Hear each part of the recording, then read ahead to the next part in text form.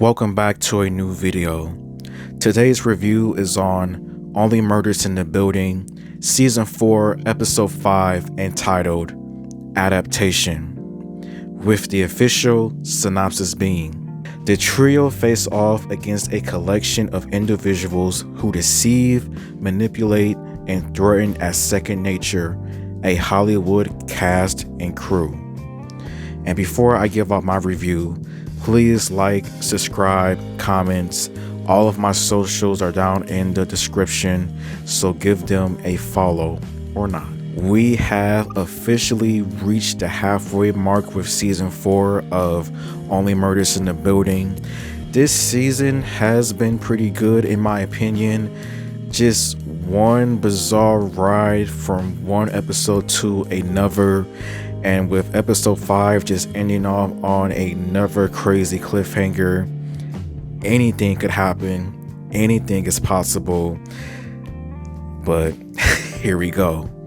As the episode mostly focuses on parts of the Arconia and as well as just a little bit of Hollywood with the cast and crew. What I found very interesting was the narrator for this episode, which was none other than Marshall the writer, who we haven't seen I think since the very first episode. And the way that he is introduced, how he talks about his character, about his experiences as being a writer, his struggles, it came off a little bit suspicious, the fact that he is not being himself. And what I mean by that is the fact that he wears a fake beard and as well as just the glasses to look at someone that's serious, that has a notable reputation or whatever. But I found the narration of his character interesting, but also at the same time just a little bit questionable with the fake beard and the glasses, since he apparently has good vision, 2010 vision. But back where episode 4 ended off, we get a couple of questions that's answered, like why was Bev at Saz's academy? Why does she have a gun? Are the trio about to become t-shirts? Like, it was just a crazy roller coaster ride with how episode 4 ended off. But I think with what Bev talks about, I don't think she is involved with Saz's murder due to her having, to me, solid alibi of where she was the night that Saz was killed, and also the fact that Saz called her minutes before she died, talking about sensitive information about the movie, about how she was the person she needs to talk to, that you shouldn't be doing this movie, like I need to tell you something. That just leaves me wondering, what was the information was Saz trying to tell? What was the big problem? Some people suspect that there is a likely she possibly wrote the movie, or she was worried about how Charles came off in the movie. It's just anyone's guess, only time will tell. I also do enjoy the fact that Detective Williams is still helping out the trio somewhat with this season when it comes with the investigation, because another question that I have is, whose gun was that? As Bev thought that it was Saz's, but there's no proof that it was Saz's. Whose gun is it? And why was it at the academy? But Detective Williams, she had some funny moments as usual. It's always good to see her, and I'm glad that the trio are involving her a little bit more this time around with this investigation, because of all that is transpiring. And the fact that there is another murder board that's added in here, that just leaves me now with a couple of theories. One, because of all of the many suspects, and two, is the show trying to give us a clue about the amount of people that is involved with Saz's murder with this season. Because this episode helped solidify my theory about the fact that there is a high likely that more than one person is involved this time. And I agree, and I'm going to explain later on.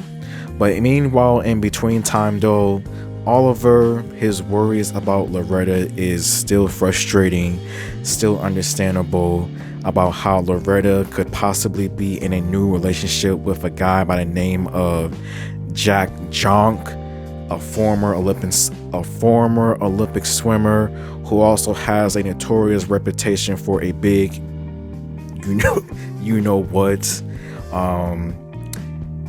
Yeah, Oliver in this episode, I did feel bad for him at times.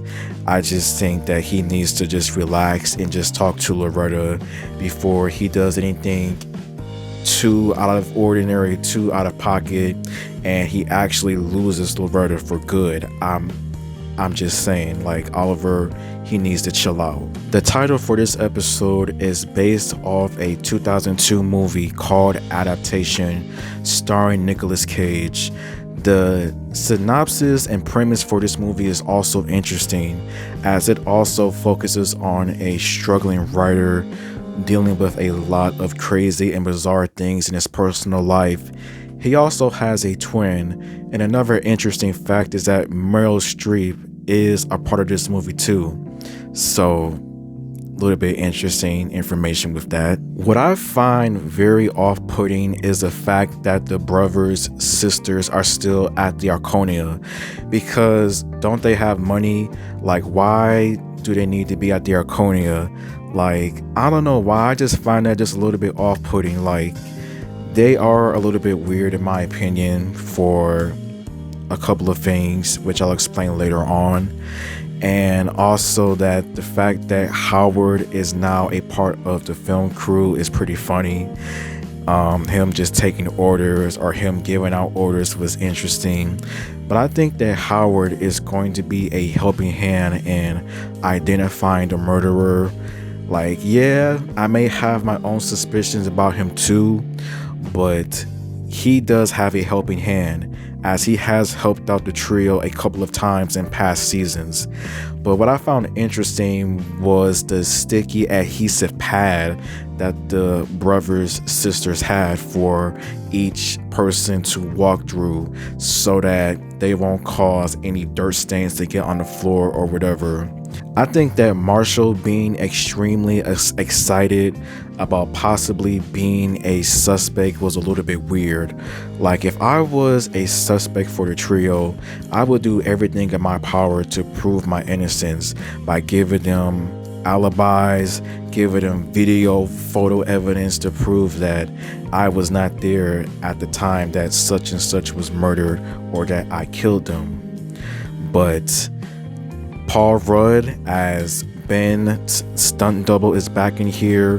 He wasn't bad for this episode, but I found one of his comments about Marshall to be a little bit interesting, talking about, how are you doing, Lassie? Who's Lassie? Like, who's Lassie?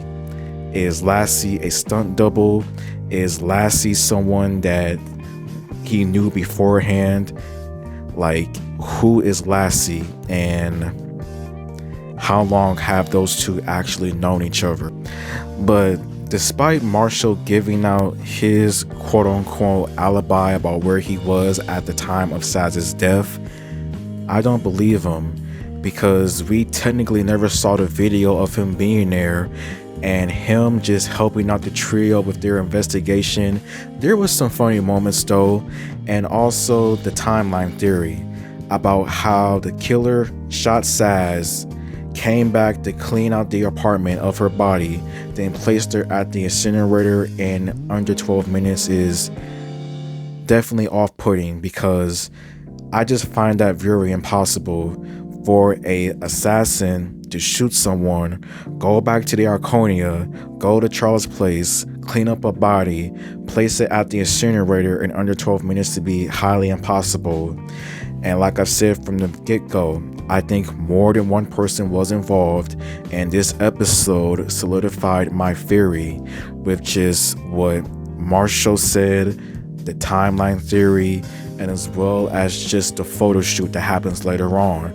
But instead of doubles, triplets. Like with the murder board also, now there being 3 murder boards, I'm now suspecting there's possibly 3 people involved. Like, why did, like, 3 murder boards is a lot. Triplets involved is a lot. Like, it's just a head spin to go through all of it. But Oliver testing out the timeline theory was pretty funny. Like, him almost getting canceled once again was funny, embarrassing, and just sad at the same time. But that's Oliver for you. He will try no matter what. I'll give him that. But also during their investigation though, Mabel makes a huge breaking point about the sticky mat, the pictures that Charles took, as one of the shoe prints matches the same shoe print at Dudanov's apartment. That just leaves me to believe that it is someone from Hollywood involved with the murder. Likely 2, the 3 people involved with this murder. And the photo shoot continued with all of the triplets, just the huge theories about twins, doubles, stunt doubles, triplets. 2 to 3 people are involved with this murder. And with how the episode ends, we get our next huge suspects that I personally believe is a huge red herring, but you never know, and a cliffhanger ending of somebody shooting up the place.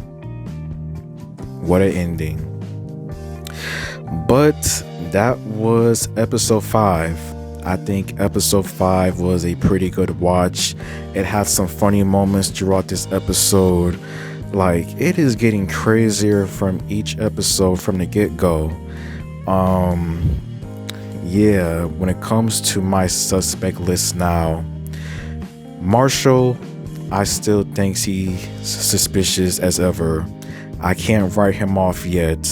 The fact that he is suffering from imposter syndrome, the rewrites is stressing him out, and many people complaining that it's awful. The theory of him possibly stealing somebody else's plot, somebody else's story is likely. Saz's is a high chance. The brothers, sisters, they are trying to make it seem as if they're involved, and it's working. A part of me thinks that they are involved somewhat, but a part of me thinks they are the huge red herring for this season. Like, yes, they do match a couple of different things, but I don't think it's them. I think it is another group of people that is involved in Saz's murder. Who? I don't know. I just don't know. Yeah, like 5 more episodes. I can't wait to see what happens next. But until next time, thank you for watching.